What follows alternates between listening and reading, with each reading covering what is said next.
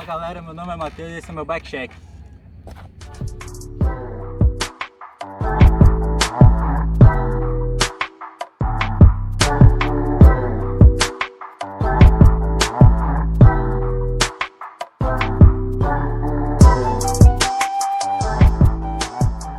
E aí galera, aqui é minha bike, é um Quadro Giant Glory Maestro 8.8, um Shock Fox DHX5, uma Masoch Schiffer 2004, um freio 446, guidão Core, a mesa Gills e o passador Shimano.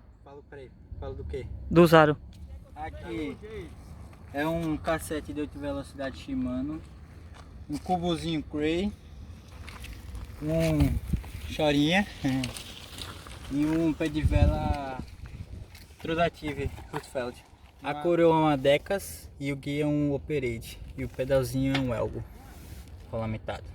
Show!